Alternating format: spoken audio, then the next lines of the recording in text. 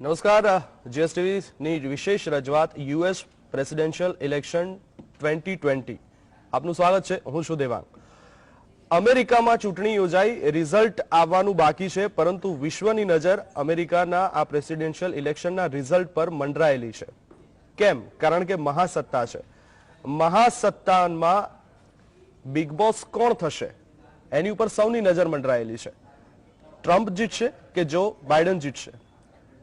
જે પણ જીતે, ઉલ્લેખનીય છે કે જે તે દેશના પ્રેસિડેન્ટ અથવા તો વડા પોતાના દેશના ભલું કરવા માટે થઈને જ ત્યાં ચૂંટણી લડતા હોય છે અને એ ત્યાં સેવા કાર્યો કરવા માટે જ આવતા હોય છે. રહી વાત વિદેશ નીતિની, તો અમેરિકાની વિદેશ નીતિથી આપણે બધા જાણીએ છીએ, પણ વિશેષ રીતે આજે આપણે એ ચર્ચા કરવી છે કે અમેરિકામાં રિઝલ્ટ આવશે અને જો બાઇડન કે ટ્રમ્પ બેમાંથી કોઈ એક જીતશે તો એમાંથી ભારતને ફાયદો શું છે? ટ્રમ્પ જીતશે તો ભારતને ફાયદો શું છે? જો બાઇડન જીતશે તો ભારતને ફાયદો શું છે? અથવા તો કોઈ પણ જીતે પણ ભારતની જરૂર તો અમેરિકાના પ્રેસિડેન્ટને પડવાની જ છે, કારણ કે વર્તમાન જે પડકારો અમેરિકા સામે છે એને જોતા ભારતની જરૂરિયાત અમેરિકાના પ્રેસિડેન્ટને પડશે. કયા કયા પડકારો છે, કોણ જીતશે, કેવી રીતે જીતશે, શું છે યુએસમાં ચૂંટણી પ્રક્રિયા, આ તમામ વિશે તલસ્પર્શી ચર્ચા કરવી છે આજના આપણા આ કાર્યક્રમમાં super election.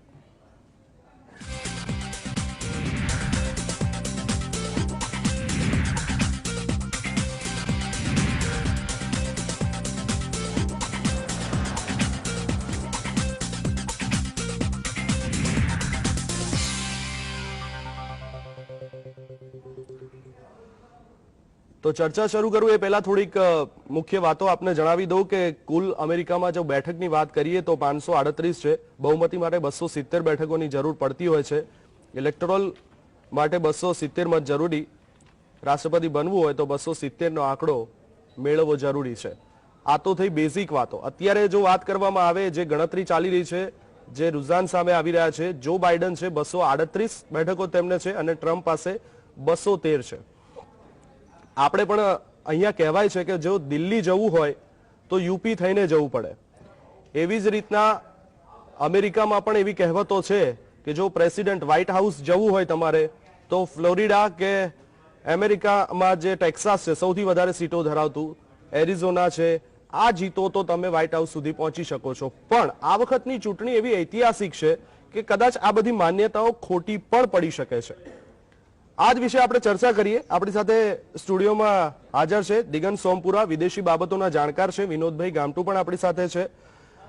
Doctor Yagnesh Dave, આજે કદાચ ભાજપ પ્રવક્તા તરીકે નહીં પરંતુ એક બિન નિવાસી ગુજરાતી તરીકે એમની ઓળખ આપીશ તો યજ્ઞેશભાઈ પણ આપણી સાથે છે. અને ઉત્પલ વોરા, નેવી કોમોડોર પણ આપણી સાથે જોડાયા છે. અને ડોક્ટર પરિમલ ત્રિવેદી, રાજકીય વિશ્લેષક, જે ન્યુયોર્કથી આપણી સાથે જોડાયા છે.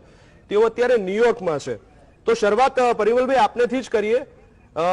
અત્યારે જે રીતના રિઝલ્ટને લઈને અમેરિકામાં જે માહોલ જોવા મળી રહ્યો છે એ માહોલ જોતા ઇન્ડિયાના જે મીડિયામાં એવી ચર્ચાઓ ચાલી રહી છે કે કદાચ આ રિઝલ્ટ કોર્ટમાં જ આવશે, કોર્ટ જ તેનો ચુકાદો આપશે, કારણ કે જે રીતના ત્યાં હુસાતુસી થઈ રહી છે, જો રિઝલ્ટ આવશે તો ટ્રમ્પની તરફેણમાં નહીં આવે તો ટ્રમ્પ નારાજ થઈને કોર્ટમાં જશે, જો બાઇડનની તરફેણમાં નહીં આવે તો જો બાઇડન પણ કોર્ટ જવાની તૈયારીમાં છે. શું અત્યારે ત્યાં થઈ રહ્યું છે? સૌથી પહેલા તો જીએસટીવી ના દર્શકોને નમસ્કાર. અમેરિકામાં અત્યારે અહીંયા સવારે સમજો સવારે 7:30-8 વાગ્યા છે અને આખી રાત આ બાબતની ચર્ચા થતી, કારણ કે 6 સ્ટેટ એવા છે કે જેની અંદર Michigan, Georgia, Pennsylvania, Nevada, Wisconsin અને એરિઝોના, આ 6 સ્ટેટની સીટો ઉપર હવે અમેરિકાના રાષ્ટ્રપ્રમુખનું ભાવિ દેખાય છે. તમારા જીએસટીવીમાં જે રીતે છે એ રીતે પ્રેસિડેન્ટ ડોનાલ્ડ ટ્રમ્પ 213 સીટ સાથે તમે બતાવ્યું છે અને જો બાઇડન 238 સાથે છે. એકચ્યુઅલી અહીંયા 224 એક્ઝેક્ટ ફિગર છે. ઓકે, હવે આ પરિસ્થિતિમાં જીએસટીવી ના દર્શકોને થોડીક મારે વાત કરવી છે કે કુલ મળીને અમેરિકાનું ઇલેક્શનની અંદર જે પ્રેસિડેન્શિયલ પ્રથા છે એમાં ડાયરેક્ટ વોટ પ્રેસિડેન્ટને જાય છે. હવે આ 6 સ્ટેટમાંથી 3 સ્ટેટ એવા છે જેમાં લગભગ 52 સીટો જાય છે. એમાં પેન્સિલ્વેનિયા, જ્યોર્જિયા અને મિશિગન, આ 3 સીટની લગભગ 52 થી 60 સીટો ડાયરેક્ટ પ્રેસિડેન્ટ ટ્રમ્પને જવાની છે. ઓકે, એટલે એનો અર્થ એવો થયો કે આજના એની ફિગરને પણ તમે કરો તો એ આસાનીથી પ્રેસિડેન્ટ બની શકે એવી સ્થિતિમાં મને દેખાય છે. ગઈકાલે પણ મેં ગુજરાતી ટીવી ચેનલના ઇન્ટરવ્યુમાં કહ્યું હતું કે પ્રેસિડેન્ટ ટ્રમ્પ ઇલેક્શનમાં જીતી શકે એવા સંજોગો દેખાય છે. એનું મૂળ કારણ એ છે કે કુલ વસ્તીના 65% એ અહીંયા મૂળ અમેરિકન છે, લગભગ 16% લેટિન અમેરિકન છે એટલે કે મેક્સિકો બાજુના છે, 14% એ આફ્રિકન અમેરિકન જેને બ્લેક પીપલ કહે છે એ લોકો છે, અને 4% આપણા ઇન્ડિયન્સ અને બીજા માઇગ્રન્ટ્સ છે. બિલકુલ. હવે 65% એ કચકચાઈને એમ કહી શકાય કે એ લોકો અમેરિકન ફર્સ્ટ ના નારા સાથે એ અમેરિકાને પ્રેસિડેન્ટ ટ્રમ્પને વોટ આપવાના છે એવું ગત ઇલેક્શનમાં થયેલું. આ વખતે જો બાઇડને એમાં થોડીક સેંધ મારી છે એટલે ભાગીદારી કરી છે. પણ અહીંયા કેવું છે કે કેટલાક સ્ટેટ એ રિપબ્લિકન અને ડેમોક્રેટિકના વહેંચાયેલા છે. જેમ કે હું તમને દાખલો આપું કે ન્યૂ જર્સી છે, ત્યાર પછી ન્યુયોર્ક છે, ત્યાર પછી કેલિફોર્નિયા છે. આ બધા સ્ટેટ એવા છે જે પરંપરાગત એમ કહી શકાય ડેમોક્રેટના છે. એવી જ રીતે ટેક્સાસ છે, ફ્લોરિડા છે, ઓહાયો છે, આ બધા સિટી એ રિપબ્લિકનના ગઢ ગણાય છે, જે પ્રેસિડેન્ટ ટ્રમ્પ તરફ છે. જી. કુલ મળીને જીએસટીવીના દર્શકોએ સમજવું જોઈએ કે ઇલેક્શનનું મહત્વ કેમ છે. એક દુનિયાની મોટી લોકશાહી, એક દુનિયાની જૂની લોકશાહી. બંનેના વડાપ્રધાન અને રાષ્ટ્રપ્રમુખ એ અંગત મિત્રો છે. એ રીતે ભારત માટે એવું કહી શકાય કે જો પ્રેસિડેન્ટ ટ્રમ્પ આવે તો એ એક ફેવરેબલ રીઝન ગણાશે.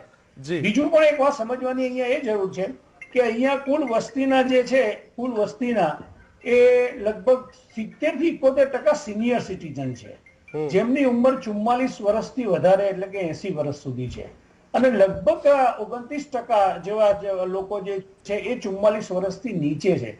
જે સિનિયર લોકો છે એ લોકોમાં પણ એક એવી ભાવના છે કે અમારે અમેરિકન ફર્સ્ટ, અમેરિકા દુનિયાનો બાદશાહ છે. તમને જાણીને નવાઈ લાગશે, અહીંના મુદ્દા બેરોજગારી, ગરીબી, નોકરી એવા બધા મુદ્દા અહીંયા નથી. અહીંયા મેજોરિટી મુદ્દા રિવાઇવલ ઓફ ઇકોનોમી છે. અમેરિકાની ઇકોનોમી કોરોના પછી થોડીક ડાઉન થઈ છે, એને લીધે રિવાઇવલ ઇકોનોમીનો એક મુદ્દો છે. બીજું હેલ્થનો ઇસ્યુ છે. કોરોનાને કારણે જે 2 લાખ લોકોના જીવ ગયા છે એ પણ એક મુદ્દો અહીંયા બહુ સિરિયસ છે લોકોમાં. એમાં એના લીધે પણ પ્રેસિડેન્ટ ટ્રમ્પની સામે થોડુંક નારાજગી હતી. તેમ છતાં પ્રેસિડેન્ટ ટ્રમ્પે ઇકોનોમી ઓપન કરી અને ઇકોનોમીને લીધે લોકોને ઘણી બધી નોકરીઓ પાછી મળી, જેના કારણે તમે જોયું હશે કે આજે પ્રેસિડેન્ટ ટ્રમ્પ ફ્લાઇટ આપી રહ્યા છે. અને મને ચોક્કસ દેખાય છે કે આવનાર 4 કલાકમાં લગભગ એમ કહેવાય કમ્ફર્ટેબલ મેજોરિટીથી એ રિપબ્લિકન સત્તા જાળવી રાખશે. અને નો ડાઉટ એવા કહી શકે કે જો બાઇડને ફાઇટ આપી છે, પણ કેટલાક સ્ટેટ જે એમના પરંપરાગત હતા એમાંથી પણ પ્રેસિડેન્ટ ટ્રમ્પ સીટો લેવામાં સફળ થયા છે. કુલ મળીને જીઓપોલિટિકલી જોવા જઈએ તો ચાઇનાની સામે પ્રેસિડેન્ટ ટ્રમ્પનું જે કડક સ્ટેન્ડ છે એને પણ અહીંયા ખૂબ મોટો પ્રેસિડેન્ટ ટ્રમ્પનો ફાયદો થયો છે. કારણ કે ચાઇના પ્રત્યે ખૂબ નારાજગી જેમ ભારતમાં જેમ અમેરિકનોમાં પણ જોવા મળે છે. ખાસ કરીને 2 લાખ લોકોના જીવ ચાઇનીઝ વાયરસને કારણે ગયા છે એવું જયારે પ્રેસિડેન્ટ ટ્રમ્પ જાહેરમાં કહેતા હોય એને કેટલાક લોકોએ માની પણ છે. તો કુલ મળીને હું એવું કહી શકું કે હાલની પરિસ્થિતિમાં હું જયારે અહીંયા બંને ઇલેક્શનનો સાક્ષી બન્યો છું 2016 અને 2020માં, ત્યારે એવું ચોક્કસ માની શકાય કે આવનાર સમયમાં પ્રેસિડેન્ટ ટ્રમ્પના સંજોગો ઉજળા દેખાય છે. કમ્ફર્ટેબલ મેજોરિટીથી લગભગ 280 આજુબાજુ એ મેળવી શકે છે, કારણ કે પેન્સિલ્વેનિયા, મિશિગન ને એ 3 સ્ટેટમાં વર્તમાન પરિસ્થિતિ શું છે અને શું ચર્ચાઓ ચાલી રહી છે તમે બહુ વિસ્તૃત સરસ માહિતી આપી પરિમલભાઈ. ફરીથી આપની પાસે આવું છું, પણ એ પહેલા હું યજ્ઞેશભાઈ પાસે જવા માંગીશ, કારણ કે પરિમલભાઈએ બહુ એક સારી વાત ઉચ્ચારી કે ડોનાલ્ડ ટ્રમ્પ અને આપણા વડાપ્રધાન વચ્ચે બહુ સારા સંબંધો છે. પણ વડાપ્રધાને એવું, કદાચ યજ્ઞેશભાઈ આ મારે સવાલ પૂછવો નહોતો કારણ કે આજે ભાજપના પ્રવક્તા તરીકે તમે છો નહીં, પણ છતાં બી પૂછવાનું મન એટલા માટે થાય છે કે નરેન્દ્ર મોદીએ ત્યાં જઈને અબકી બાર ટ્રમ્પ સરકાર આવું સૂત્ર આપ્યું હતું, અને એ જ ટ્રમ્પ વારંવાર પોતાના ટ્વીટમાં અને ત્યાંની જાહેર સભાઓમાં ભારત વિરુદ્ધ ઝેર ઓકી ચૂક્યા છે, પ્રદૂષણના મુદ્દે હોય. અને હમણાં ગઈકાલે જ ટ્રમ્પના પુત્રએ પણ ટ્વીટ કરીને ભારત વિરુદ્ધ ટ્વીટ કર્યું છે. તો આ તો કેવી દોસ્તી, જેને કહેવાય કે ભારતની સાથે નરેન્દ્રભાઈના આવ્યા પછી ટ્રમ્પ હોય કે ઓબામા, બે જણા આવીને ગયા. ઓબામા ગયા પછી ટ્રમ્પ આવ્યા. બંને સંબંધ સુમેળ ભર્યા રાખ્યા, પરંતુ સાથે સાથે એ લોકોએ પાકિસ્તાનની સાથે સંબંધ બગાડ્યા પણ નથી. એ પણ એક નોટ કરવા જેવી બાબત છે.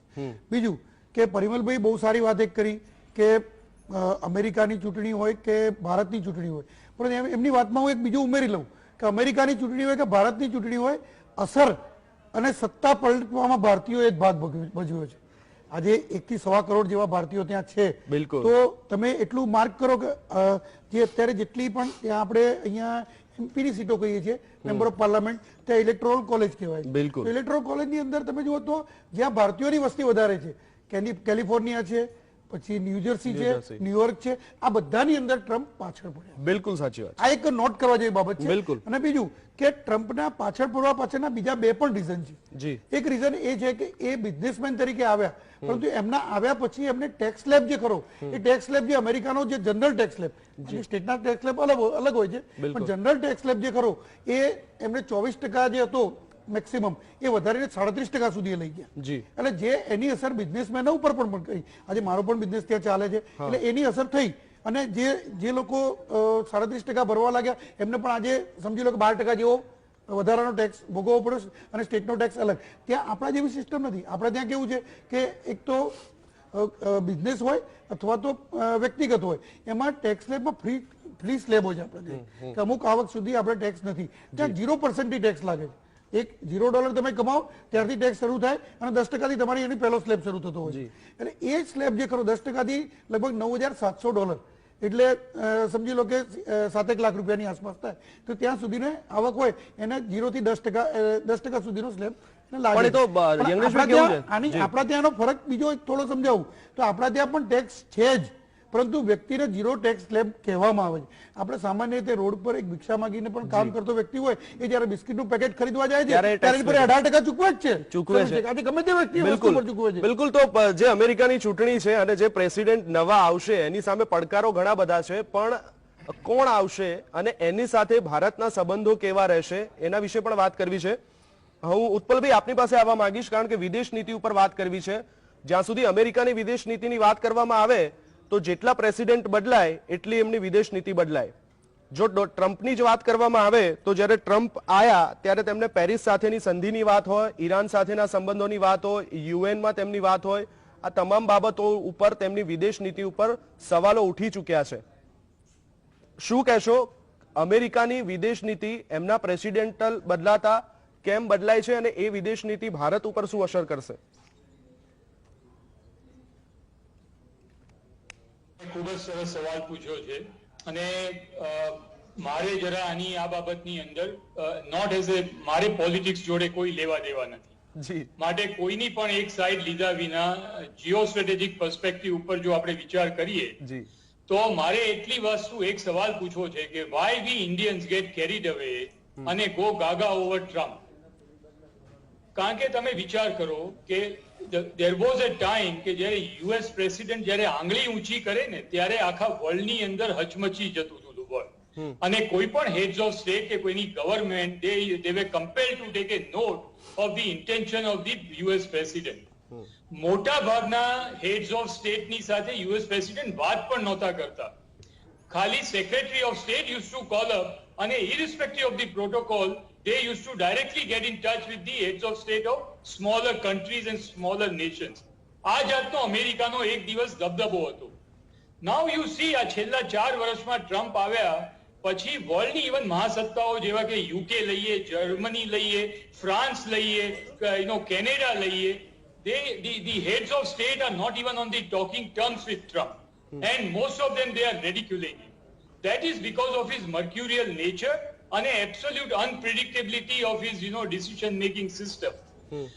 પણ બીજી બાજુએ તમે જુઓ કે અમેરિકાનો કોમ્પ્રિહેન્સિવ નેશનલ પાવર, એની ફોરેન પોલિસી, એની એડમિનિસ્ટ્રેટિવ પાવર, એનો ન્યુક્લિયર કેપેબિલિટી, અને જે જાતના the US armed forces can change the situations on ground with a aerospace command, with a nuclear command, and a nuclear destruction potential.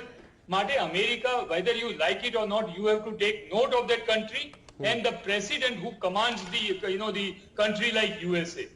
માટે there are so many issues. આપણે હવે ઇન્ડિયાની વાત કરીએ, what have we gained from Trump?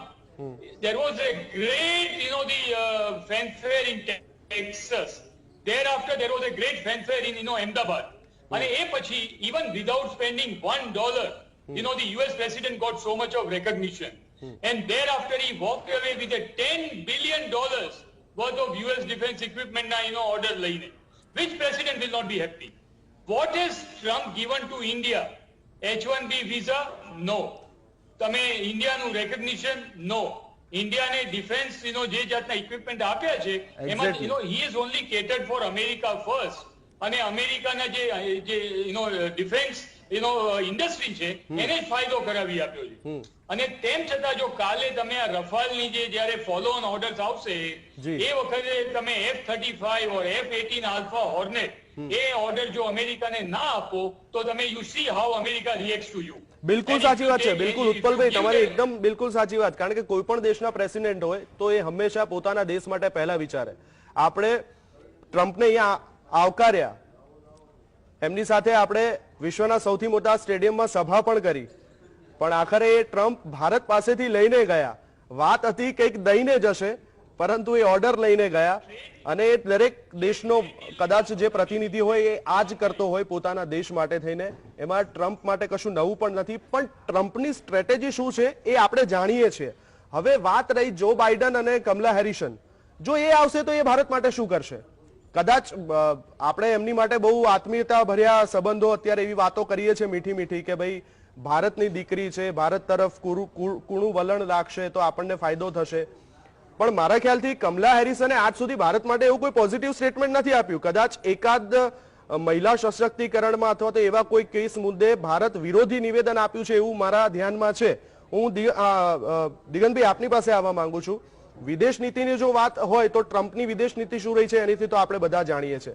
હવે આપણે આશા રાખીને બેઠા છે કે ટ્રમ્પ આવશે તો આપણને વાંધો નથી. વાંધો એટલા માટે નથી કારણ કે અત્યારે અમેરિકા સામે પડકારો છે, વ્યાપારિક પડકારો છે, સંરક્ષણ ક્ષેત્રના પડકારો છે. અને એશિયામાં જો ચીન સાથે બાથ ભીડી શકે તો એ ફક્ત ઇન્ડિયા છે. એટલે એને આપણી જરૂર તો પડવાની જ છે.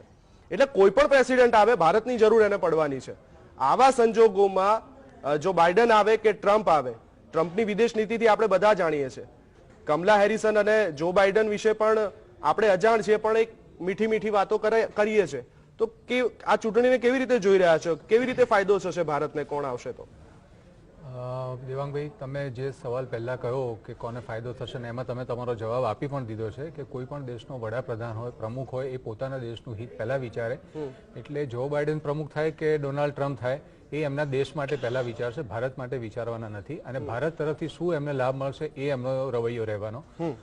તમે જે બીજી વાત કરી એ પ્રમાણે વિશ્વના બે મુખ્ય બજારો કહી શકાય બિઝનેસ કરવા માટેના એવા બે જ છે, ચાઇના અને ઇન્ડિયા. વસ્તીની પ્રમાણે, ગ્રાહકતાની, ઉપભોક્તાની દ્રષ્ટિએ બંને રીતે.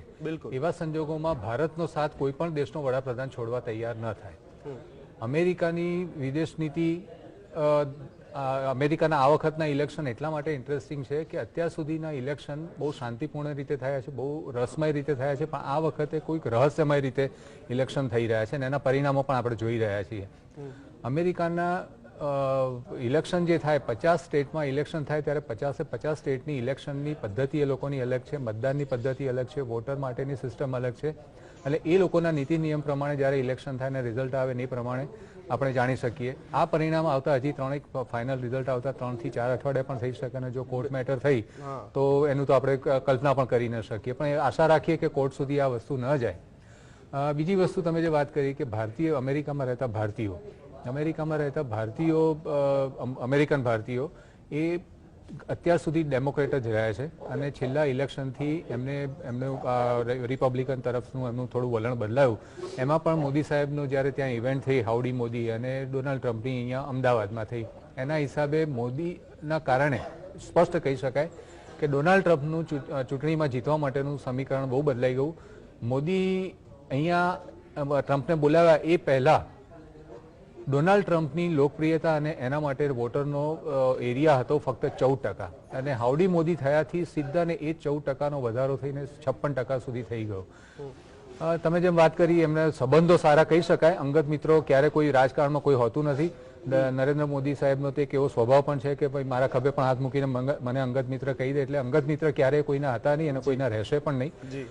છતાં પણ અમેરિકામાં થતી આ ચૂંટણી હવે ભારતીયો એક અલગ અંદાજથી સ્વીકારે છે. અત્યાર સુધી જે ભારતીયો તરીકે ઓળખાવાનો પ્રયત્ન કરતા તે હવે બી અમેરિકન ફર્સ્ટ એવી નીતિ સાથે આ વખતે રાજકારણમાં અને ઇલેક્શનમાં જોડાયા છે. બિલકુલ. તો અમેરિકન પ્રેસિડેન્ટની ચૂંટણીમાં કોણ જીતશે તેની ઉપર વિશ્વની નજર મંડરાયેલી છે. ચૂંટણી પ્રક્રિયા જે છે ને એ ચૂંટણી પ્રક્રિયા અમેરિકાની આમ જોવા જઈએ તો બહુ સરળ છે પણ જટિલ પણ કહી શકાય. કારણ કે અમેરિકન છે ને બહુ સ્માર્ટ છે. ચૂંટણી તો એક દિવસમાં પતાવી દે છે પણ રિઝલ્ટ આવતા મહિનાઓ લાગે છે. ઇન્ડિયામાં ઊંધું છે, ચૂંટણી મહિનાઓ સુધી ચાલે છે, રિઝલ્ટ એક દિવસમાં દઈ દે છે. હવે આ રિઝલ્ટ ક્યારે આવશે અને કેવું આવશે, અને રિઝલ્ટ આવશે તો શું કોર્ટમાં આવશે, બધા તેની ઉપર નજર રાખી રહ્યા છે. અને કોણ પ્રેસિડેન્ટ બનશે, ભારત સાથેના સંબંધો કેવા રહેશે, આગળ પણ આપણે વાત ચાલુ રાખીશું એક બ્રેક બાદ. બ્રેક બાદ ફરી એકવાર આપનું સ્વાગત છે સુપર ઇલેક્શનમાં. મારી સાથે હાજર છે ઉત્પલ વોરા, નેવી કોમોડર, દિગંત સોમપુરા, વિદેશી બાબતોના જાણકાર વિનોદભાઈ ગામટુ, ડોક્ટર પરિમલ ત્રિવેદી, રાજકીય વિશ્લેષક, ન્યુયોર્કથી આપણી સાથે જોડાયા છે, અને ડોક્ટર યજ્ઞેશ દવે, બિન નિવાસી ગુજરાતી તરીકે આજે આપણી સાથે બેઠા છે. હું વિનોદભાઈ હવે આપની પાસે આવવા માંગીશ, કારણ કે બ્રેક પહેલા આપણે જે તમામ મહાનુભાવોને તમે સાંભળ્યા, ટ્રમ્પ આવે કે જો બાઇડન આવે, દરેક પ્રેસિડેન્ટ પોતાના દેશનું પહેલા વિચારશે, અને ફર્સ્ટ અમેરિકન એ નીતિ એમની રહી છે, અને એમાં કશું ખોટું પણ નથી. આપણા વડાપ્રધાન આપણું પહેલા વિચારે. પણ અત્યારે અમેરિકાની સામે પડકારો ઘણા બધા છે. એક તો કોરોનાને લઈને જે અમેરિકામાં મોસલા ધોવાઈ રહ્યા છે, એટલે જો કદાચ બાઇડન આવશે તો એને લઈને પણ ગાઈડલાઈન નવી બહાર પાડશે એવું એમને જણાવ્યું છે. બીજી બાબત એ કે વેપાર કરવા માટે થઈને અત્યારે ચીન એની સામે સૌથી મોટો યમદૂત બનીને ઊભું છે, અને એને જો પાડવું હોય તો ભારતનો સહારો લેવો પડશે. હવે ટ્રમ્પ અને ચીનના સંબંધો શું છે આખી દુનિયા જાણે છે, પણ જો બાઇડન અને કમલા હેરિસન આવે છે તો ભારતને કેવી રીતના ટ્રીટ કરશે? તમે બંને પાર્ટીસની તમે હિસ્ટ્રી જો રિપબ્લિકન્સ અને ડેમોક્રેટ્સની, ડેમોક્રેટ્સે પાસ્ટમાં છે ને કે જે બર્ની સેન્ડર્સે છે ને જ્યારે કાશ્મીરમાં 370 એબ્રોગેશન થયું હતું ત્યારે બી એને છે ને વિવાદાસ્પદ બયાનો આપ્યા હતા, અને એને એબ્રોગેશન 370ને છે ને અનજસ્ટિફાયેબલ બતાવ્યું હતું. આ તમારે ડેમોક્રેટિક પાર્ટીના આ જે સ્ટેટમેન્ટ છે ઓન રેકોર્ડ છે, તમે જોઈ શકો છો. વેરેસ ડોનાલ્ડ ટ્રમ્પે તમને 370 એબ્રોગેશનમાં તમને ઓપનલી ઇન અ વે તમને સપોર્ટ કર્યો, એટલે તમારી અગેન્સ્ટમાં ના જઈને સપોર્ટ કર્યો તમને. તો એક વસ્તુ તમારે એ જોવી પડશે. તમે બીજી હિસ્ટ્રી તમે જોઈશો કે 2016 પહેલા કે બરાક ઓબામા હોય કે જોર્જ ડબલ્યુ બુશ હોય, જે આપણે હમણાં મહાનુભાવ વાત કરતા હતા, આપણે કોઈની પાસે કશું લેવાની જરૂર નથી. આપણે અત્યારે જે એક લેવલ પર આવ્યા છે, આપણે જે ઇન્ફ્લુઅન્સ કરી શકીએ છીએ, આપણે એમાં એ ડીલમાં આપણે કેટલું સારું બેનિફિટ લઈ શકીએ છીએ એ ઇમ્પોર્ટન્ટ છે. હવે એ મુદ્દામાં હું તમને કહું કે ઇન્ડિયા તમે અત્યારે નહીં, પણ વિનોદભાઈ તમે બેનિફિટ લઈ શકો બરોબર છે, પણ અમેરિકાના પ્રેસિડેન્ટ આવીને આપણી સાથે વેપારિક સોદો કરીને જાય, આપણને આપ્યું શું? આપણે ઓલરેડી પહેલેથી બેરોજગારોની સમસ્યાથી પીડાતા હતા. આપણે વિદેશી રોકાણકારોને આકર્ષવા માટે થઈને આપણી સરકારે નીતિ બનાવી છે પણ નથી લાવી શકતા. તો જ્યારે મહાસત્તા આપણે ત્યાં આવતી હોય તો આપણે આશા રાખવી હોય, એમાં ખોટું શું છે? દેવાંગભાઈ, તમે જેમ કહો છો કે આપણને આપ્યું તો આપણે F-16 જેવા પ્લેન બનાવીશું તો આપણી પાસેથી બી લોકો લેશે. આપણે આઈફોન બી બનાવીને મોકલી શકીએ છીએ ત્યાં. આપણે પોતે ના બનાવી શકતા હોય તો એ લોકો પર કેમ વાંક કાઢવો? તમારી કોઈ ક્વોલિટીની એવી કોઈ વસ્તુ હોય, એમાં આ પોલિટિકલ વસ્તુ નથી. આજે તમે એક સુપીરિયર વસ્તુ બનાવો, અમેરિકા છે કે આપણે ઈરાન પાસેથી પેટ્રોલ લઈએ તો બી એને પેટમાં દુખે છે. હા, એ તો એની નીતિ છે ને, એની નીતિ છે, એ પોતાના કન્ટ્રીનું જોવે છે તો કરશે. તમે આજે તમે જે કહો છો કે આપણે શું આપણી પાસેથી શું લઈ ગયા, તો તમે બનાવો સારી વસ્તુ. કોને તમને રોક્યો છે?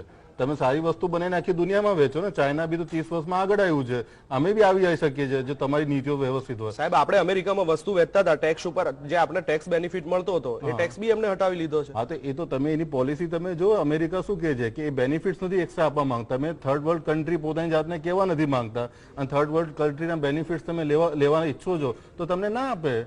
એમાં શું ખોટું છે? તમે ન્યુટ્રલી જો વિચારશો તો તમે યાદ રાખશો કે એ લોકો પોતાના કન્ટ્રી માટે જે કરે છે કરવા દો. અમને અમારા કન્ટ્રીનું વિચારવાનું છે કે અમારી ક્વોલિટી અમે કેવી રીતે સુધારીએ, અમારું બેનિફિટ કેવી રીતે થાય. જે તમે જે મુદ્દો કીધો મને કે આપણને કોઈ બી પાર્ટી આવે તો આપણને શું બેનિફિટ થાય કે આપણે શું કરી શકીએ, એમાં એક મહત્વનો મુદ્દો આવે છે. તમારી વાત ખોટી નથી. દરેક દેશનો રાષ્ટ્રપતિ વડાપ્રધાન પોતાના દેશનું પહેલા વિચારે, પણ અમેરિકા મહાસત્તા એક એવું છે કે એને છીક આવે ને તો પણ આપણને તાવ આવે. એવું તમે માનો એ અર્થવ્યવસ્થા બી એવી રીતના ગોઠવાયેલી છે. તો એમાં એ તો શું છે કે એટલા એ $24 ટ્રિલિયન ઇકોનોમી છે, એ તો ફરક પડવાનું છે. આપણે $24 ટ્રિલિયન ઇકોનોમી પડીશું, જ્યારે આપણે શીખીશું ત્યારે બીજા કન્ટ્રીનો ફરક પડશે. એ ઇમ્પોર્ટન્ટ નથી. અત્યારે જે જીઓપોલિટિકલ જે વસ્તુ છે ને, જે મહત્વનો મુદ્દો છે, જે હું સમજુ છું આખા, કે અત્યારે તમારું ઇન્ડિયાના પર્સપેક્ટિવ કહું છું, તમારો સૌથી મોટો દુશ્મન છે ને અત્યારે એ ચાઇના છે. અને એક વસ્તુ એ બી ક્લિયરલી તમને કીધું, ચાઇનાની સામે અત્યારે જે કોડ બની રહ્યું છે, ચાઇના, ઇન્ડિયા છે, જાપાન છે, ઓસ્ટ્રેલિયા છે અને યુનાઇટેડ સ્ટેટ્સ ઓફ અમેરિકા છે, આપણી માટે એ વધારે અત્યારે થ્રેટનિંગ જે સિચ્યુએશન છે. એટલે એવું નથી કહેતો મને કે અમેરિકાનો આપણને સપોર્ટ જોઈએ, પણ સાથે એલાઇઝ હશે. એક વસ્તુ યાદ રાખો, લોકો છે ને એને બહુ ટ્વિસ્ટ કરીને વાત કરતા હોય છે. જ્યારે અફઘાનિસ્તાન જેવા કન્ટ્રી પર બી અટેક કરવો હતો અમેરિકાને, તો 1 મહિનો લીધો હતો ને આખા વર્લ્ડમાં છે જોર્જ ડબલ્યુ બુશે અલાઇઝ ભેગા કર્યા હતા. હું કે અહીંયા અટેકની વાત કે વોરની વાત નહીં કરતો, પણ તમને એક ટાઈપનું કન્સોર્ટિયમ જે છે, એક રિલેશનશિપ તમારી સાથે હશે તો ઇન્ટરનેશનલ લેવલ પર તમે ઇન્ફ્લુઅન્સ કરી શકશો. આના પહેલા એક મુદ્દો હતો આખી દુનિયામાં, તમને ખ્યાલ છે કે ટેરરિઝમનો મુદ્દો છે. અત્યારે બી ટેરરિઝમનો મુદ્દો છે, એવું નથી કે જતો રહ્યો છે, પણ અત્યારે ટેરરિઝમ સાથે ચાઇનાનો એક મોટો મુદ્દો છે. અમેરિકા નો ડાઉટ, એ સૌથી પહેલા અમેરિકાને ચાઇનાનો જે કદ વધી રહ્યું છે, એ બાઇડન હશે કે ઇવન ટ્રમ્પ હશે, એ નહીં એમને ગમતું નથી. કારણ કે એમનું સુપર પાવરનું જે ટેક છે એ નથી ઈચ્છતા કે એ થ્રેટન થાય. પણ આપણને તો શું છે કે જો આપણે અત્યારે જે ચાઇનાનું જે એક્સપાન્શનિઝમ છે એના કારણે આપણને આવા એલાઇઝ હશે. આજે તમારા વર્લ્ડમાં ઇન્ફ્લુઅન્સિંગ કન્ટ્રી કેટલા છે તો તમે જો, રશિયા છે તમારી પાસે, ચાઇના છે, ઇન્ડિયા છે અને અમેરિકા છે, અને યુરોપિયન કન્ટ્રીઝ અમેરિકા સાથે ઉભા છે. તો તમને બી તો અલાઇઝ જોઈશે ને કોઈ પણ રિલેશનશિપ બનાવવા માટે. તો અમેરિકા સાથેના સંબંધો 2014 પછી આપણા જે રીતના નિકટતા વધી છે, એટલી દૂરી પણ આપણે રશિયા સાથે સહન કરી છે ને. એક દૂરી ક્યાં થઈ છે? એટલે એ તમને એવું લાગે છે, જો રશિયા સાથે આપણા જો રિલેશનશિપ હતા તો રશિયાએ શું છે આપણને યુઝ નથી કર્યો? એ લોકો વેપન્સ જ આપણને વેચ્યા છે ને. અને વેપન્સની વાત કરો છો તો અત્યારે હાઈટેક જે વેપન્સની વાત આપણે કરીએ તો ઓબ્વિયસલી અમેરિકન ટેકનોલોજી ક્યાંક કંઈક લેવલ પર અમુક જગ્યાએ સારી છે, અમુક જગ્યાએ રશિયાના વેપન સારા છે. તો આપણે બંને બાજુથી લઈએ છીએ અને આપણે ન્યુટ્રલ સ્ટાન્સ પહેલાથી છે. આજની તારીખમાં બી આપણે રશિયા સાથે જે રિલેશન છે, અમેરિકા સાથે રિલેશન છે, ન્યુટ્રલ જ છે આપણા. આપણે એવું નથી કે એકદમ તરત જ અમેરિકા પ્રત્યે આપણે લીનિંગ કરી દીધું છે. પણ એક વસ્તુ સમજો, કોઈ ઇક્વિપમેન્ટ કે કોઈ ડિવાઇસીસ તમને જોઈશે તો એ તમારે ક્યાંથી કોઈ બી કન્ટ્રીથી તમારે મંગાવવું પડશે. રફાયેલ તમે મંગાયા તો તમને એ ક્વોલિટીના કારણે તમે મંગાયા છે ને. હવે એનો અને તમે સ્વાભાવિક છે, તમે જેટલો વેપાર કરશો તમારા સંબંધો સારા થતા જશે. એમાં કોઈ રોકેટ સાયન્સ ઓછી નથી. એ તો સીધી વસ્તુ છે કે આજે જે પણ વેપારી દેશો છે એ ભારત તરફ તો મીઠી નજર રાખશે જ, કારણ કે વિશ્વનું સૌથી મોટું બજાર છે આપણે. એટલે સીધી વસ્તુ છે કે આપણી સાથે તો એમને કુણા સંબંધો રાખવા જ પડશે. હા, ક્યારેક જરૂર પડે તો ઊંચા અવાજે વાત પણ કરી લેતું હોય છે, પણ એ ભારતની નીતિ ઉપર જાય છે કે કયા દેશો સાથે કેવી વિદેશ નીતિ અપનાવી. હું પરિમલભાઈ આપની પાસે આવવા માંગુ વસ્તુ એડ કરવા માંગુ છું. અત્યારે જ્યારે ઇલેક્શનના ટાઈમે જ્યારે સેક્રેટરી ઓફ સ્ટેટ અને જે એમના ડિફેન્સના આવ્યા હતા, માર્ક જેસ્પર અને what is the name the other guy, જે 2 જણ આવ્યા હતા, એમને તમારી સાથે ક્લાસિફાઈડ સેન્સિટિવ જે તમને જે સેટેલાઇટ ઇમેજીસ શેર કરવાની વાત કરી, તો એ તમને નાની વસ્તુ લાગે છે? એ બહુ મોટી વસ્તુ છે. કોઈ રક્ષા વિશેષક હશે એનાથી પૂછજો. કારણ કે અત્યારે તમારે જે ગલવાનમાં જે સિચ્યુએશન છે, હું કદાચ ઉત્પલભાઈ આંગળી ઊંચી કરે છે, હું સીધો હું પરિમલભાઈ આવું છું આપની પાસે, પણ ઉત્પલભાઈ કંઈક બોલવા માંગે છે. વિનોદભાઈ, જી ઉત્પલભાઈ. Even India's policy as of now, External Affairs Minister has very clearly state કર્યું છે કે Quad is not exclusive of China. It's exclusive in nature. And therefore, India as a country has no intention to exclude anybody from the multipolarity of the world equation. Trump himself does not believe in multipolarity of the world. Therefore, we have to be very careful. દુનિયાના જેટલા બી બધા વર્લ્ડના ઇન્સ્ટિટ્યુશન્સ છે, systematically mister Trump has demolished અને he has destroyed. whether it is climate change, whether it is NATO, whether it is United Nations, whether it is WHO or any other multipolar institution. For him, he has to give push to America. Let's make no mistake about it. માટે જ્યારે પણ એને પોતાના interest થ્રેટન થશે ત્યારે he will be absolutely straight forward અને that is his personality. Therefore we have to understand the thing. એમણે અફઘાનિસ્તાનની અંદર પાકિસ્તાનનું જે ઇન્વોલ્વમેન્ટ છે એની પર એક સ્ટેટમેન્ટ આપ્યું છે, નન. અત્યારે એમને અફઘાનિસ્તાનમાંથી વિથડ્રો થવું છે, પાકિસ્તાનની જીઓ સ્ટ્રેટેજિકલી એમને જરૂર છે. અને આ જે અત્યારની સિચ્યુએશન છે, Pakistan every day is doing ceasefire violation, not one statement. Similarly, Mike Pompeo in the last Quad ની અંદર એમને જે સ્ટેટમેન્ટ આપ્યું એમાં he is the only one who named China. બાકી જે 3 કન્ટ્રી છે, Japan, Australia and India, they have refused to name China. અને Malabar exercise though the 4 states જોડે કરી અને એને માટે they honed their teeth, but by no means Malabar exercise is going to give some kind of military teeth to the Quad.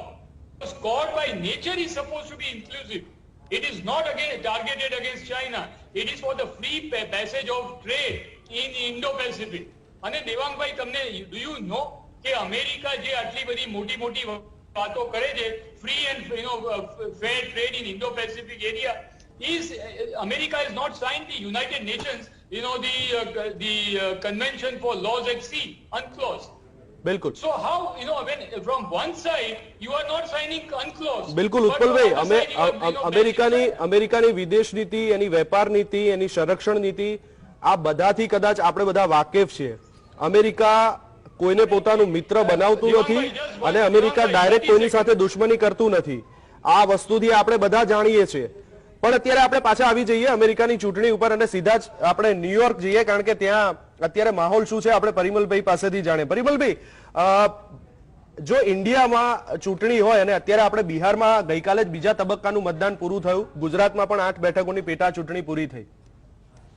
અહીંયાની અને ત્યાંની ચૂંટણી પ્રક્રિયામાં ખાસ કરીને ફેર શું છે? કારણ કે અહીંયા પણ બૂથ કેપ્ચરિંગની ઘટનાઓ બનતી હોય છે અહીંયા પણ, અને તમે નહીં માનો પરિમલભાઈ, પણ ત્યાં અત્યારે રિઝલ્ટની ગણતરી થઈ રહી છે તો ભારતની અંદર પણ હોમ હવન થઈ રહ્યા છે. ક્યાંક ટ્રમ્પ જીતે, ક્યાંક કમલા હેરિસન જીતે, એના હોમ હવન ભારતમાં પણ થઈ રહ્યા છે.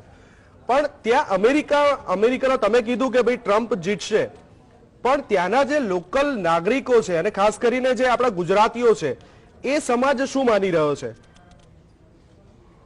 જો આમાં જેમ વાત કરી જીઓ સ્ટ્રેટેજિકલી, હું તમને સમજાવું કે અમેરિકાના એક રાજ્યની ઇકોનોમી છે, આપણા ભારતની ઇકોનોમી નથી અત્યારે. આ તમારે માનીને ચાલવું જોઈએ. એ લોકોએ જે કોરોનામાં અમેરિકાની 30 કરોડની પ્રજાને જે આર્થિક સહાય કરી છે એટલું આપણું બજેટ નથી. અમેરિકાની ઇકોનોમિકલી કમ્પેરિઝન થાય એવી નથી અને જીઓ સ્ટ્રેટેજિકલી એનો સુપર પાવર જે તાકાત છે એની પણ કમ્પેરિઝન થાય એવી નથી. મારે 2 વાત જીએસટીવીના દર્શકોને બતાવી છે કે સૌથી પહેલા જે ડેમોક્રેટ્સનો હિસ્ટ્રી એવો છે કે એ લોકો ઇમિગ્રન્ટ્સના કેસમાં આપણી સાથે લિનિયન છે, જેમ કે H1 હોય કે બધા પ્રશ્ન હોય, પણ જીઓ સ્ટ્રેટેજિકલી જ્યારે સ્ટેન્ડ લેવાનું હોય છે પાકિસ્તાન સાથે કે ચાઇના સાથે, ત્યારે ઇતિહાસ એવો રહ્યો છે કે આપણને એટલી ફેવરેબલ કરતા નથી અથવા ચાહતા નહીં. રિપબ્લિકનના કેસમાં થોડુંક ઊંધું છે. રિપબ્લિકન કદાચ ઇમિગ્રન્ટ્સમાં થોડા ટાઈટ છે કારણ કે અમેરિકન ફર્સ્ટમાં એ લોકો માને છે, પણ જીઓ સ્ટ્રેટેજિકલી ચાઇના સાથે કે પાકિસ્તાન સાથે કે ઇવન કાશ્મીરના મુદ્દે હમણાં માઇક પોમ્પિયો આવીને ગયા, તમે જોયું કે એમને ભારતને સપોર્ટ કર્યો છે. તો કુલ મળીને બંને પાર્ટીઓનું ભારત તરફનું એક જુદું છે, પણ અત્યારે ચિંતા એ ચાઇનાની છે. અમેરિકામાં તો પ્રેસિડેન્ટ ટ્રમ્પ દુનિયાના કોઈ નેતાની એવી તાકાત નથી કે જે ચાઇના વિરુદ્ધ કોરોનામાં એલિગેશન કરીને વર્લ્ડ ફોરમ ઉપર બોલ્યા હોય, એકલા પ્રેસિડેન્ટ ટ્રમ્પ બોલ્યા છે, જેની એ ખૂબ મોટી અસર થઈ છે. કારણ કે 2 લાખથી વધારે ચાઇનીઝ, જે 2 લાખથી વધારે અમેરિકનોના જે જીવ ગયા કોરોનાના કારણે, એના માટે ચાઇનાને કંઈક ને કંઈક અંશે આ લોકોએ જવાબદાર ઠેર્યું છે અને ડોક્ટર ફાઉચીના નિવેદનોને પ્રેસિડેન્ટ ટ્રમ્પે પણ ઘણીવાર જાહેરમાં વિરોધ કર્યો છે. કુલ મળીને અમેરિકાને તમે જે કહ્યું કે અહીંના ગુજરાતીઓ શું માને છે, અહીંના ગુજરાતીઓનું વલણ સ્પષ્ટ હતું કે જ્યાં જ્યાં અત્યારે જેને કહેવાય કે ડેમોક્રેટ્સ જીત્યા છે, ન્યૂ જર્સી છે, કેલિફોર્નિયા છે, ત્યાં લગભગ ગુજરાતીઓનો કે ઇન્ડિયનોનો દબદબો વધારે છે. ટેક્સાસ એક એવું સ્ટેટ છે કે જ્યાં ગુજરાતીઓ અને ઇન્ડિયન્સ જે છે એના લીધે ત્યાં આગળ રિપબ્લિકનને ફાયદો થયો છે. પરિમલભાઈ, નમસ્તે ટ્રમ્પ કાર્યક્રમથી ટ્રમ્પને કોઈ ફાયદો થયો? ત્યાં લોકલ શું ચર્ચાઈ રહ્યું છે? કારણ કે જ્યાં જ્યાં ગુજરાતીઓ વધારે છે ત્યાં ટ્રમ્પ પાછળ છે. હું તમને સમજાવું તો હું તમને આખી વાત તમને સમજાવું કે કુલ મળીને 3% પ્રભુત્વ છે. 13% મેં કહ્યું એ પ્રમાણે એ આફ્રિકન અમેરિકન છે, 16% લેટિન અમેરિકન છે અને લગભગ 65% એ ઓરિજિનલ અમેરિકનના વોટ્સ છે. એટલે આપણે અમુક સીટ ઉપર અસર કરી શકીએ છીએ. કુલ મળીને તમારે સમજવું જોઈએ કે અમેરિકા એ હંમેશા કોઈનો મિત્ર બી નથી, કોઈનો દુશ્મન નથી. અમેરિકાનો એનો ઇન્ટરેસ્ટ એનો મિત્ર છે. હંમેશા અમેરિકા એના ઇન્ટરેસ્ટની સાથે જ પોતાના સંબંધો બાંધે છે. તેમ છતાં ચાઇનાના વધતા પ્રભુત્વ સાથે આજે કહી શકાય કે જાપાન, ઓસ્ટ્રેલિયા અને અમેરિકા આ ત્રણની એક એવી એમ કહી શકાય કે ઈસ્ટર્ન ઇન્ડિયનનો જે પાર્ટ છે, દક્ષિણ એશિયા જેને કહીએ છીએ, ત્યાં આગળ અમેરિકાને ભારતની ખૂબ જરૂર છે, જાપાનને પણ જરૂર છે અને ભારત એમાં સફળ રહ્યું પણ છે બનાવવામાં. એ અમેરિકાની ઇકોનોમી અત્યારે રિવાઇવ થાય એના માટે અમેરિકાનો ખૂબ જ સજ્જ છે. અમેરિકાની અંદર તમને કહું કે અહીંયા ઇલેક્શનની અંદર એવી કોઈ ગેરરીતિ થતી નથી. અહીંયા એવા કોઈ પ્રકારના જે કહેવાય ટેન્શન એવા નથી હોતા કે લોકો અહીંયા બૂથ કેપ્ચરિંગ જેવું કરે. ફેર ઇલેક્શન થાય છે, પણ ઇલેક્શનના રિઝલ્ટ આવતા અમુક સ્ટેટમાં, કારણ કે આ વખતે કોરોનાના લીધે ઓનલાઈન બેલેટ, પોસ્ટલ બેલેટ થયા છે. તો પરિમલભાઈ, આવી તો આવી ગેરરીતિઓ થતી નથી, તો પછી કેમ મામલો કોર્ટ સુધી પહોંચવાની વાતો આવતી હોય છે? કેમ ઇલેક્શનના દિવસે વ્હાઇટ હાઉસની બહાર અથવા તો મોટા મોટા જે શોપિંગ મોલ્સ હોય છે એની સુરક્ષામાં વધારો કરવામાં આવતો હોય છે? હથિયારોની વેચાણમાં પણ વધારો થતો હોય છે, આવું પણ એક સર્વેમાં મેં વાંચ્યું છે. જ્યોર્જ ફ્લોઇડનો કેસ બન્યો, જેમાં બ્લેક લાઇવ્સ મેટરનું મોટું આંદોલન થયું. એ પછી બ્લેક આફ્રિકન અમેરિકન, જેને બ્લેક પીપલ કહે છે, એમનો જોગ જે છે એ ડેમોક્રેટિક તરફનો છે અને રિપબ્લિકન એ કટ્ટર અમેરિકન હોય એવું દેખાય છે પ્રાથમિક દ્રષ્ટિએ. જેના કારણે બંનેના સમર્થકો થોડા આવેશમાં આવીને કેટલાક નિર્ણયો લેતા હોય છે, જેની સેફટીના ભાગરૂપે, કારણ કે ઘણા મોટા આંદોલનોમાંથી અમેરિકા હમણાં પસાર થયું છે, ખાસ કરીને ફ્લોઇડના કેસ પછી. તેમ છતાં હું તમને કહું કે અહીંયા જે પ્રકારની જે ચૂંટણીની વ્યવસ્થા છે એમાં પ્રેસિડેન્ટ ટ્રમ્પ હમણાં બોલ્યા કે કોરોનાના કારણે કોર્ટે જ્યારે ઇલેક્શનના ક્લોઝિંગ થયા પછી વોટિંગ ચાલુ રાખ્યું કેટલાક સ્ટેટમાં, એનો એમને વિરોધ કર્યો ને જેના કારણે એમને એવું માનવું હતું કે આમાં અમને જસ્ટિસ નહીં મળે. તેમ છતાં તમે જોયું કે લગભગ 90% રિઝલ્ટ આવી ગયા છે, જેને કહેવાય કે અત્યારે ડેમોક્રેટ જીતથી દૂર છે અને રિપબ્લિકન જીતથી નજીક છે. એ લગભગ પ્રેસિડેન્ટ ટ્રમ્પ 276 થી 280 ની વચ્ચે સીટ લાવી શકે એવી સ્થિતિમાં દેખાય છે. અમેરિકાની અંદર ખૂબ જ અલગ માહોલ છે અને જેના કારણે હું કહી શકું કે અહીંના ઇલેક્શનનો ટેમ્પરામેન્ટ એ અમેરિકનોનો વર્લ્ડ પાવર તરીકે પોતાને રિટેન રહેવા માટેનું એક આક્રમક નેચર દેખાય છે અને એમાં એ લોકો કોમ્પ્રોમાઇઝ નથી કરતા. એ લોકો ખૂબ જ આક્રમકતાથી વોટિંગ પણ કર્યું છે અને મને લાગે છે કે આવનાર સમયમાં ભારતે અમેરિકાના સુપર પાવર તરીકેના રિલેશનને વધારે મજબૂત કરવા હશે તો જો મને એવું લાગે છે કે રિપબ્લિકન જો ભારત તો ઘણી બધી આશા રાખીને બેઠું છે પરિમલભાઈ, કારણ કે આને ખાસ કરીને ભારત અમેરિકાના જે સંબંધો છેલ્લા 5 વર્ષમાં સુધર્યા છે એ પછી બંને તરફથી આશાઓ જાગી છે, પણ હવે કોની આશા સાચી ઠરે છે અને કોની આશા ઠગારી નીવડે છે એ તો હવે આવનારા દિવસોમાં ખબર પડશે. પણ યજ્ઞેશભાઈ, એઝ અ બિઝનેસમેન, ટ્રમ્પ શાસનમાં બિઝનેસ કરવો કેટલો અઘરો કે કેટલો સરળ? હું ટૂંકો સવાલ પૂછું છું. એઝ અ બિઝનેસમેન જો વાત કરીએ તો અમેરિકાની અંદર મેક્સિમમ જે બિનનિવાસી અમેરિકનો છે જી, કે જે લોકો અમેરિકાના નથી અને બહારથી બિઝનેસ કરે છે, એની મેક્સિમમ કંપનીઓ રજિસ્ટર્ડ ડેલાવેર સ્ટેટમાં છે, કારણ કે ત્યાંના ટેક્સીસ ઓછા છે અને આપણે જેમ ઉત્તરાખંડ છે એવી રીતે ગ્રોઈંગ છે, ત્યાં ઓછા ટેક્સ, મેક્સિમમ કંપનીઓ ત્યાંની રજિસ્ટર્ડ છે અને એ પછી આખા અમેરિકામાં બિઝનેસ કરે છે. પરંતુ ટ્રમ્પના આવ્યા પછી 3 વખત ટેક્સ સ્લેબમાં મોટા ફેરફારો થયા. ઓકે. અને જેના કારણે, કારણ કે પોતે બિઝનેસમેન છે એટલે એમને ખબર છે કે ક્યાંથી આવક થાય છે ક્યાં નથી. બિલકુલ. અને મોટા ફેરફારો થયા અને જે ઓબામા વખતે કોઈ ફેરફાર નતા થયા, નોર્મલ એમના એમ ચાલ્યા કર્યું. બિલકુલ. એટલે એ ફેરફારોના આધારે જે ખરા એ બિઝનેસમેનોની અંદર થોડા ઘણા તેઓ અપ્રિય થયા. ઓકે.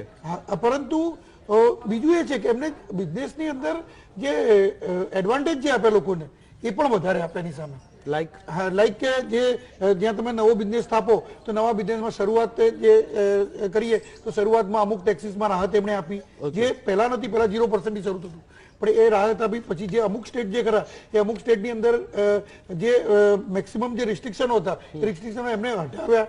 જેવું કે કેલિફોર્નિયાની અંદર હતું, કેલિફોર્નિયામાં મેક્સિમમ કંપનીઓ તમે જુઓ તો આઈટી બેઝ કંપનીઓ હતી અને કેલિફોર્નિયામાં આઈટી બેઝ એટલા માટે હતી કે ત્યાંનું એન્વાયરમેન્ટ એ પ્રમાણેનું. પણ યજ્ઞેશભાઈ, એઝ અ બિઝનેસમેન, જ્યારે તમે અમેરિકામાં તમારો બિઝનેસ સ્થાપો તો તમે પણ જોતા હોય કે ભાઈ અમેરિકામાં રિપબ્લિકન પાર્ટીનું સામ્રાજ્ય છે કે ડેમોક્રેટિકનું છે. અને આ સત્તા તો પરિવર્તન આવતું જ રહેવાનું છે. અત્યારે રિપબ્લિકન છે, ડેમોક્રેટિક પણ આવવાનું છે, તો કઈ એને જોઈને તમારો બિઝનેસ તમે ત્યાં કેવી રીતના વળાંક લો કે બદલો કે એવું ના હોય. પણ સમજો કે કદાચ ડેમોક્રેટિક આવે તો બિઝનેસ ઉપર ઇન્ડિયન્સને કેટલી અસર પડી શકે? ઇન્ડિયન્સને અસર એટલા માટે પડે કે અત્યારે હાલ જે ખરા એ રિપબ્લિકન છે. રિપબ્લિકનની અંદર તમે જુઓ તો સામાન્ય એક વાત કરું કે આપણા ત્યાંથી જે બિઝનેસ કરવા જાય છે એ બિઝનેસ માટે એમને EB-5 વિઝા મૂકેલા અને EB-5 માં 3.5 કરોડ રૂપિયા ત્યાં ઇન્વેસ્ટમેન્ટ કરો તો તમને ત્યાંના બિઝનેસ વિઝાને તમે 3 વર્ષની અંદર 2 વર્ષની અંદર ગ્રીન કાર્ડ મળે અને 3 વર્ષની અંદર તમને ત્યાં સિટીઝનશીપ એપ્લાય થાય અને 6 વર્ષમાં તમને સિટીઝનશીપ મળે. આ પ્રમાણે અને પહેલા જ વર્ષથી તમારું ત્યાંનું રિટર્ન ભરવાનું શરૂ થઈ જાય. આ એક પદ્ધતિ મૂકેલી જે ટ્રમ્પના આવ્યા પછી એમને 3.5 કરોડના સીધા, આપણે રૂપિયાની વાત કરું છું, 3.5 કરોડના સીધા એમને 8 કરોડ રૂપિયા કરી દીધા. 7.5-8 કરોડ રૂપિયા. એના કારણે શું થયું કે બહારને જે એટલે ખાલી ભારતીય નહીં, ભારતીય સિવાયના પણ બીજા લોકો ખરા કે ત્યાં બિઝનેસ કરવા ઓછા દેવા માંડ્યા. એટલે એક એમની પદ્ધતિ એવી હતી કે બિઝનેસ જો ચાલે તો અમેરિકનોનો ચાલવો જોઈએ, બહારના લોકો આવે માત્ર નોકરી કરવા જોઈએ. આ એક પદ્ધતિ હતી કે અમેરિકન ફર્સ્ટ.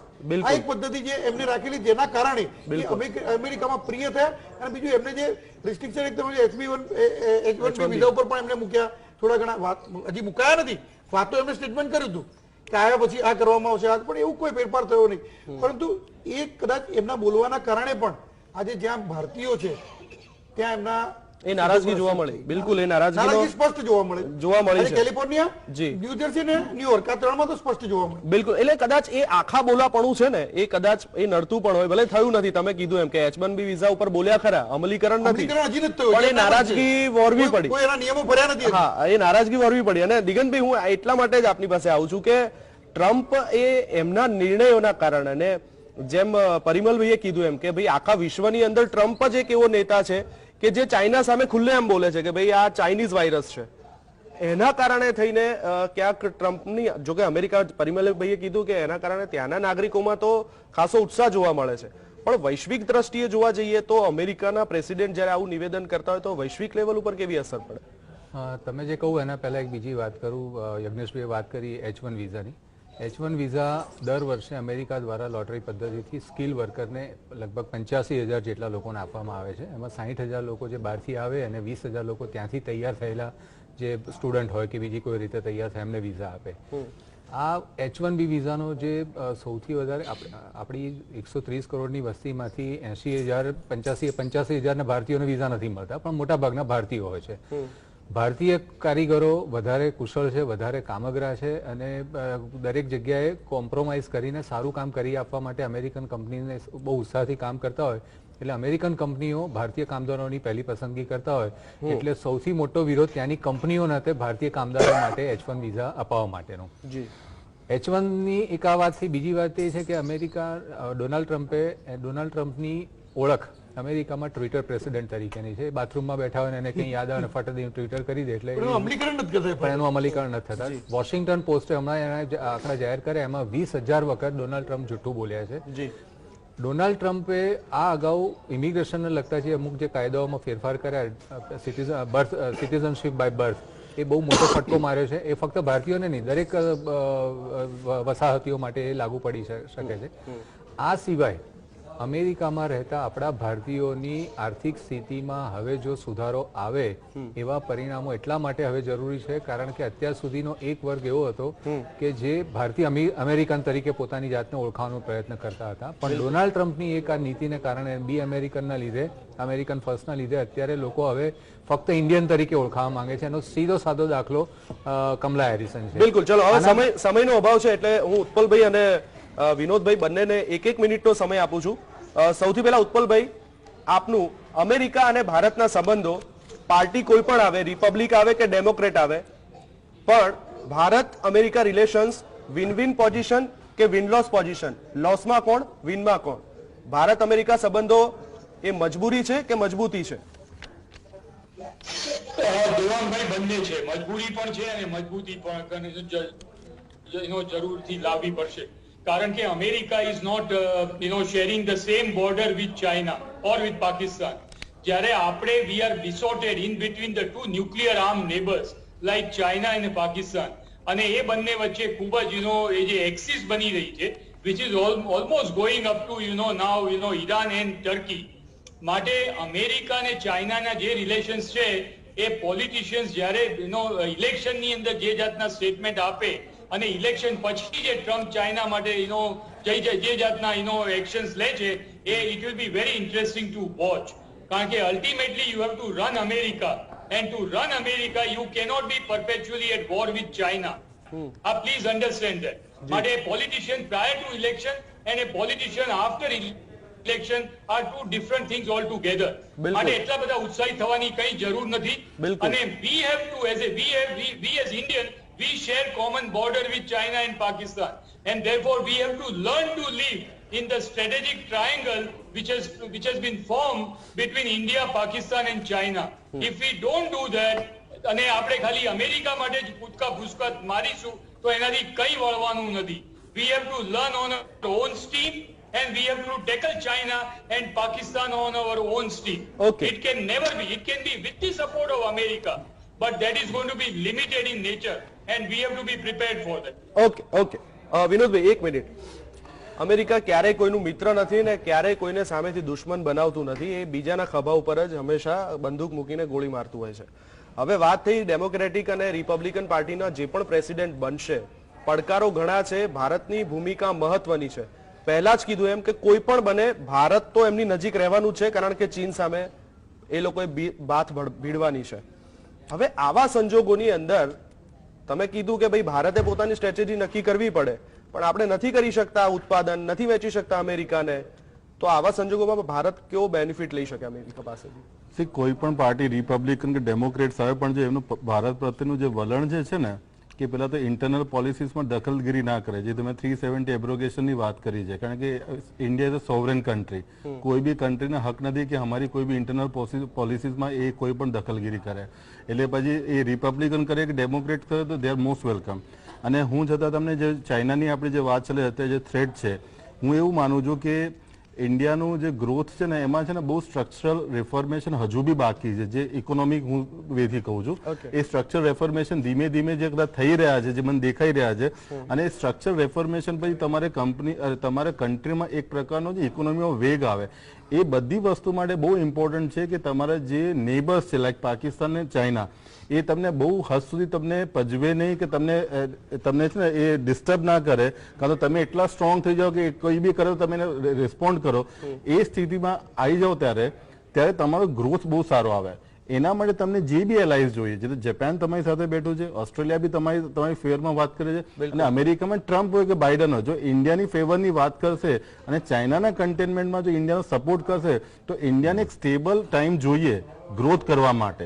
હું તમને 2-5 વર્ષની વાત નહીં કરતો, તમને આગળના જો 20-25 વર્ષની વાત કરું છું. ફર્ગેટ અબાઉટ બીજેપી, કોંગ્રેસ, એ બધી વાતોમાં બી નથી પડવા માંગતો, પણ એક સ્ટ્રક્ચર બનશે ને તો તમે ને હું વધારે ગ્રોથ કરી શકીશ. બિલકુલ, પણ એની માટે બંને દેશોની વચ્ચે રાજકીય સ્થિરતા રહેવી પણ એટલી જરૂરી છે અને વિદેશ નીતિ પણ એટલી સ્ટ્રોંગ હોવી જરૂરી છે. વેલ, ચર્ચા કરી કે જે સુપર ઇલેક્શન છે અમેરિકાની અંદર, પ્રેસિડેન્ટ કોઈ પણ બનશે, પણ તર્ક એ નીકળી રહ્યો છે કે ભારત સાથેના સંબંધો તો સુમેળ ભર્યા જ રહેવાના છે, કારણ કે વ્યાપારિક દ્રષ્ટિએ જોઈએ કે સંરક્ષણિક દ્રષ્ટિએ જોઈએ તો ભારતની જરૂર અમેરિકાને ચોક્કસથી પડવાની છે. ભારત શું લાભ લઈ શકે છે અથવા તો અમેરિકા શું ભારતને આપી શકે છે, એ કદાચ બંનેની વિદેશ નીતિ ઉપર નક્કી થશે. વેલ, આ ચર્ચામાં ભાગ લેવા માટે થઈને ઉત્પલભાઈ, દિગંતભાઈ, વિનોદભાઈ, પરિમલભાઈ અને યજ્ઞેશભાઈ, આપ તમામનો આભાર. દર્શક મિત્રો, ચર્ચામાં અત્યાર બસ આટલું જ. વધુ સમાચાર અને અપડેટ માટે આપ જોતા રહો GS TV. નમસ્કાર.